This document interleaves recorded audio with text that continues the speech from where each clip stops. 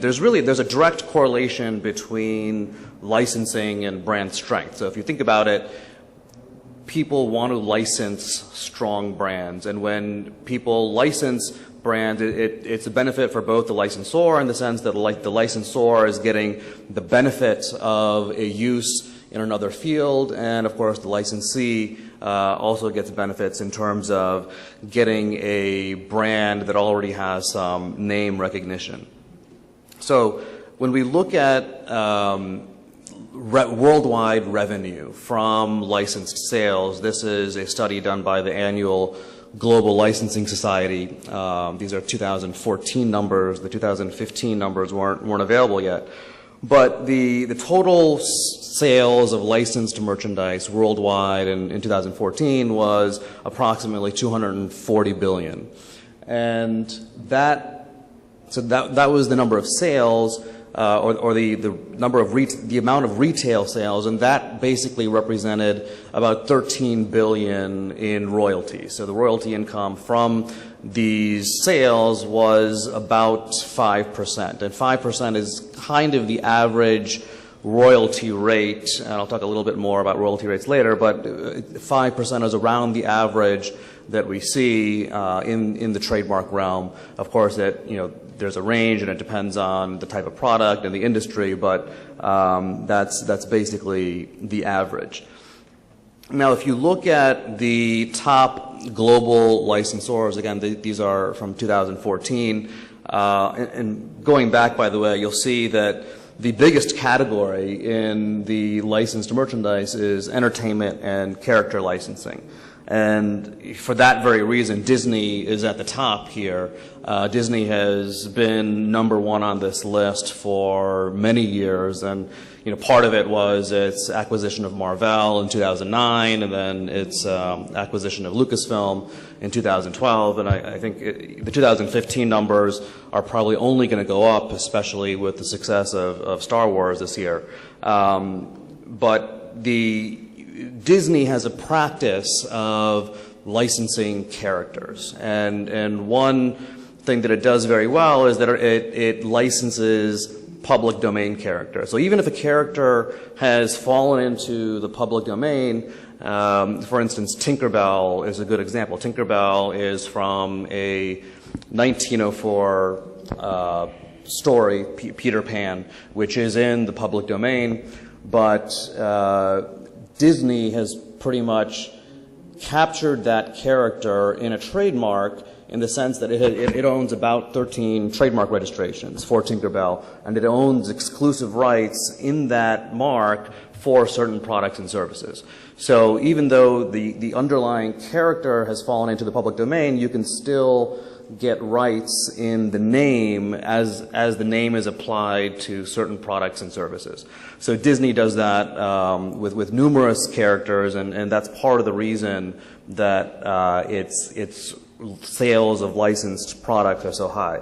Now, the next two companies on the list, the next three actually, you may or may not have heard of, PVH, Meredith, and Iconics, but especially PVH and Iconics. These are companies that basically own a diversified portfolio of well-known brands, which you've heard of many of these, of course, but these are basically holding companies that their entire business model is owning brands and licensing them to third parties. And it's a great business model because they have, there's a constant stream of licensed revenue coming in. There's very little overhead. The only expense that the major expense that these companies have is marketing. They spend a lot in marketing these brands, but they don't have really any inventory because the licensees are the ones that are manufacturing the product. So there's really very low operating risk, and so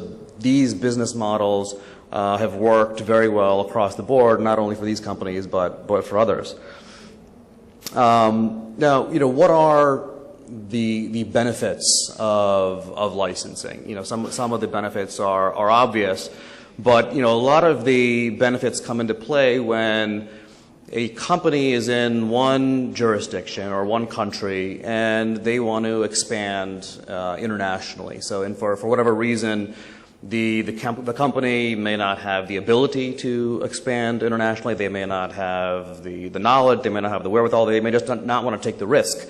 So a common strategy that's used to expand internationally is licensing. So a good example of this is Starbucks. When Starbucks first started in Europe, they did not want to take the risk of actually opening up stores that were operated by Starbucks. So they operated under a franchising model initially, and then that model changed over time.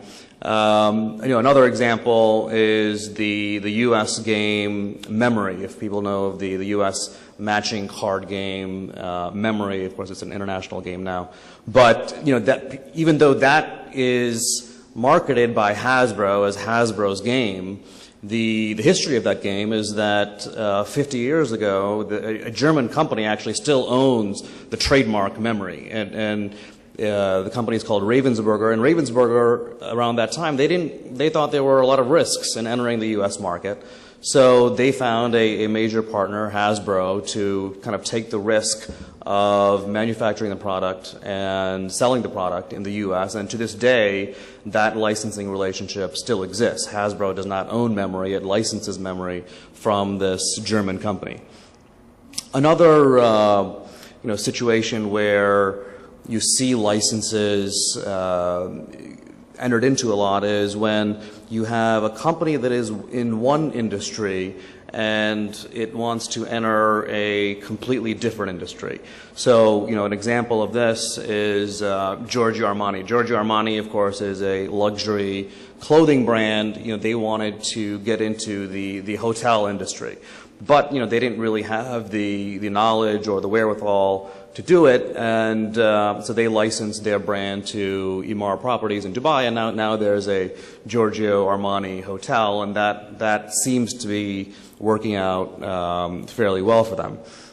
They're getting actually a very high royalty rate from that.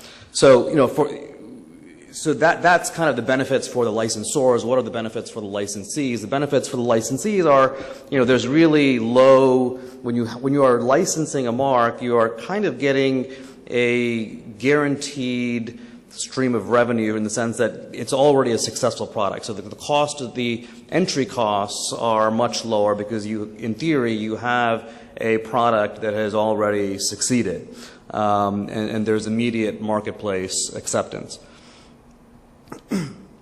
The other benefit is, especially in the U.S., where you have to have use to get a registration. In the licensing context, you can kind of get around that rule because in the U.S. at least, if you want to show use in the U.S., if you yourself are not using the mark, you can rely on your licensee's use to get a registration.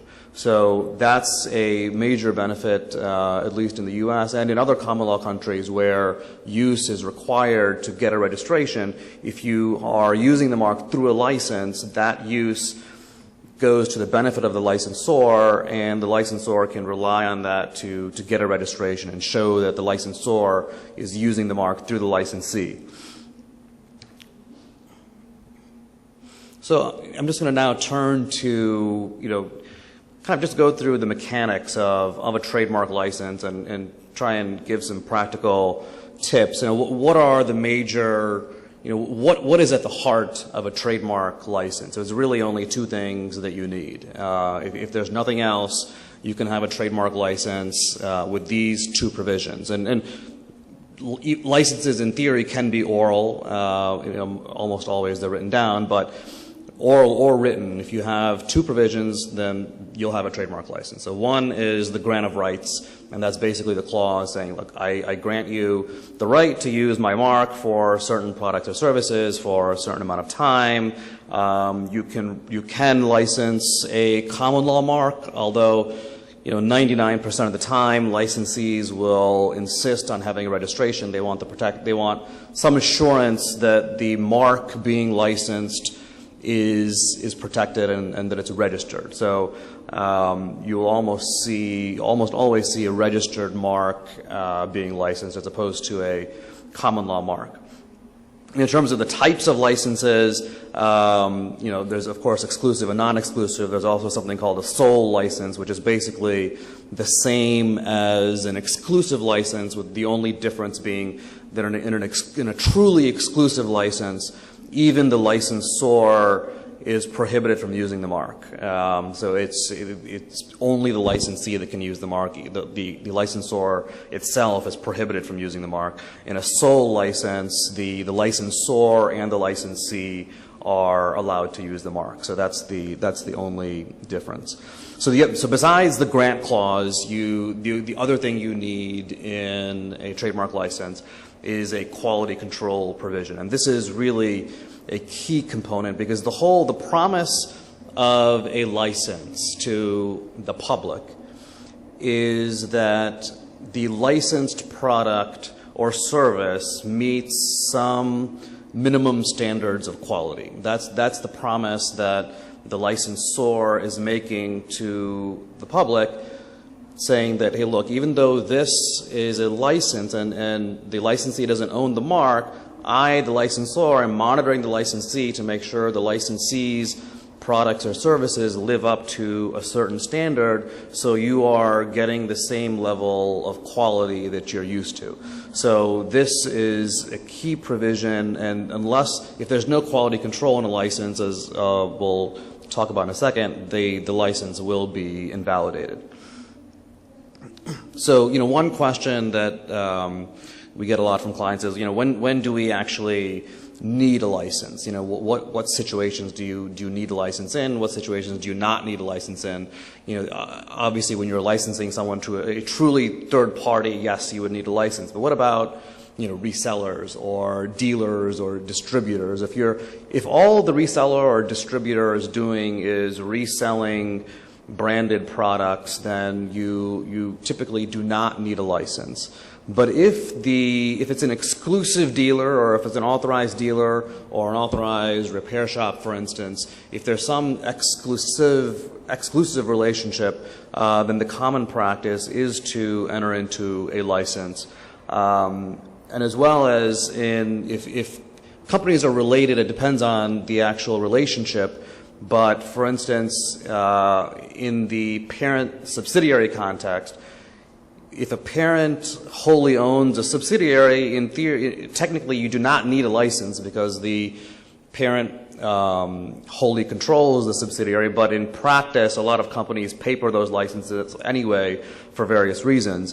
But if it's a partially owned sub, or if they are two sister companies, you definitely do need a license to record the terms that the mark is being used, and to paper the actual relationship. So those are the situations where you definitely do need a license. Now, I'm going to just talk a little bit about what are the key terms. In addition to the grant clause and the quality control provision, there are certain other key provisions in a trademark license, including identifying what mark is actually being licensed.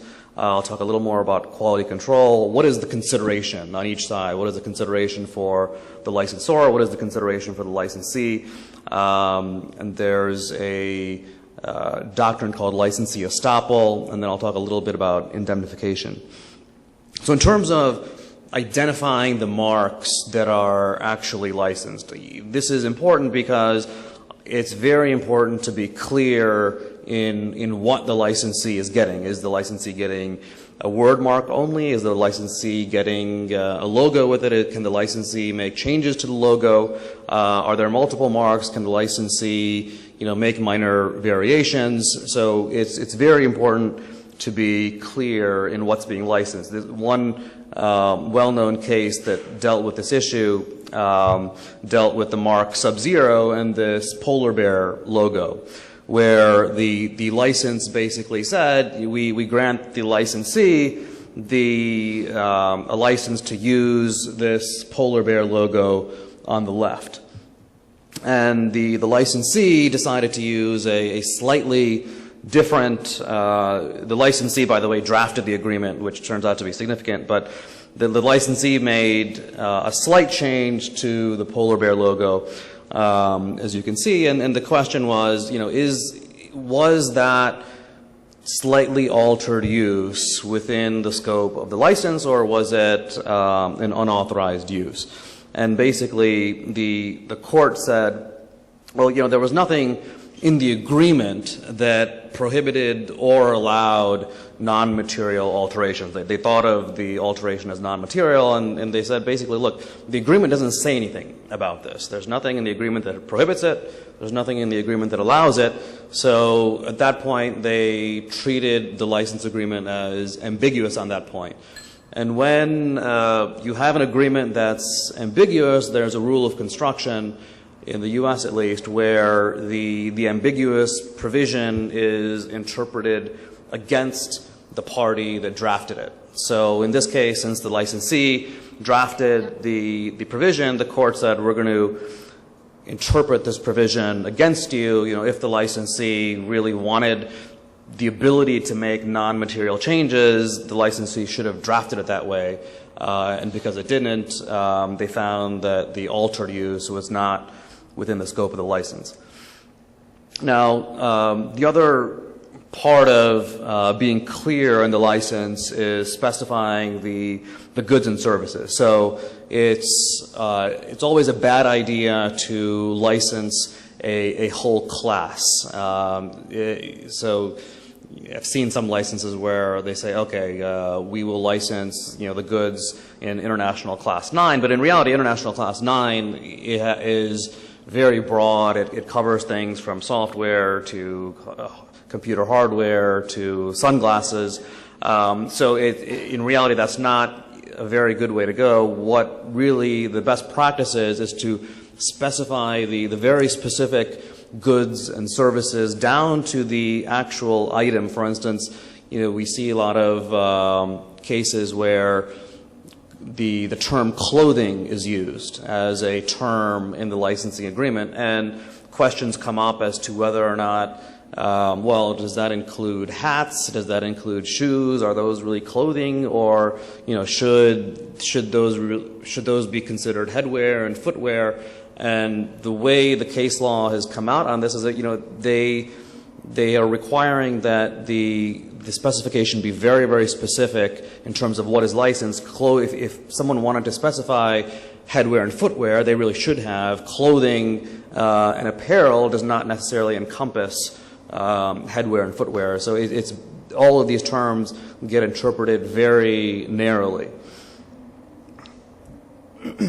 Now, going back to quality control, the licensor from the very beginning has to set certain standards for what are the standards that my licensee has to live up to. And those standards have to be in the license agreement. If there are no quality control standards, the license will basically be considered invalid. And the license agreement not only has to contain those standards, but there has to be a mechanism for the licensee to review, for the licensor to review the quality and monitor the quality of the licensee. So sometimes you see provisions saying, okay, the licensee agrees to send us samples every year. The licensee agrees for the licensor to come and inspect the premises 2 or 3 times a year. And so there will be some mechanism for monitoring and to make sure that the licensee is living up to the quality standards in the license. And if the licensee fails to live up to those standards, the license will be invalidated, and that